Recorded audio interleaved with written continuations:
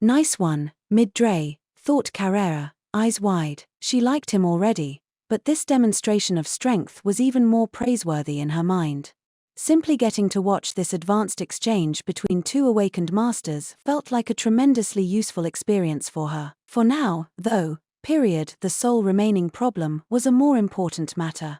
With Mujika defeated, Carrera's allies could pool all their resources together against this threat. Carrera thought it'd be nice if she could join the effort, but her battered and bruised body wasn't quite listening to her yet.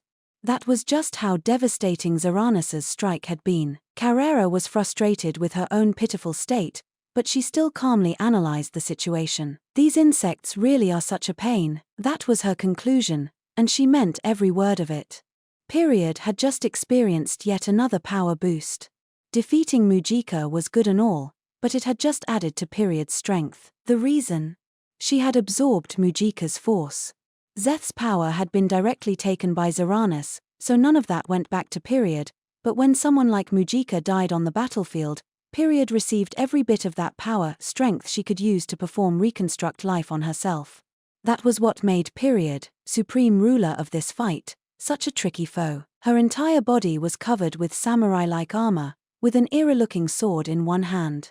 Mujika's traits and experiences had become her own, which meant had a certain mastery of melee combat as well. Her weaknesses are disappearing, one after the other, thought Carrera. If she can take strength from everyone in the area like this, I'm really glad we followed that no casualties order to the letter. The power of anyone who died on this battlefield, friend or foe, went straight to The only way to break that cycle was to destroy the barrier covering the field. But that was impossible because both Zaranis, leader of the Insectus, and the demon lord Milim were devoting energy to keeping it up.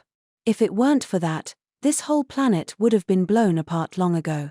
Zaranis's goal was to rule this planet, not destroy it, the only real point both sides agreed on. This naturally led to barrier-based protection around the fight, but thanks to that, was gradually becoming invincible. It was a headache of a situation, but it was too late to do much about it. But I guess she won't get any stronger now, right? We can't panic here.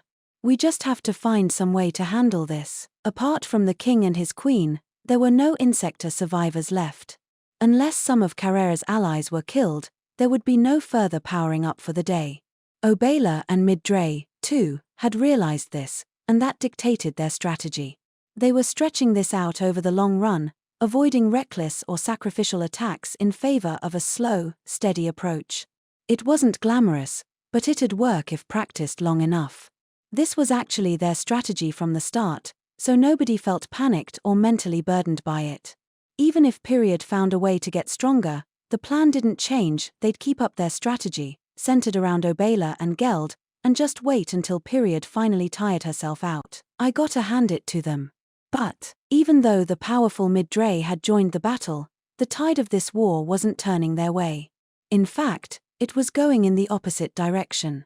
Carrera grew increasingly concerned. If things continued as they were, her side would lose. The battle between Milim and Zaranis was being fought in such a different dimension that she couldn't consciously keep up with it. What she needed to think about was how to defeat before any of her friends got killed. They didn't have any surefire winning moves. The battle was still evenly matched, which was miraculous, but this balancing act was unlikely to last long.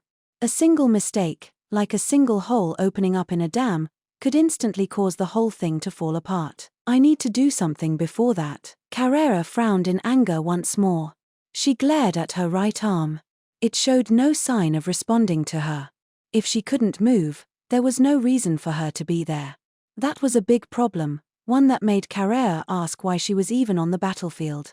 She had sought strength for so long because of occasions like these. Her golden gun began to faintly glow. Then I will lend you my strength. Carrera heard a voice in her ear, one she never expected. No way. She was startled for the first time in ages. Then, at the next moment,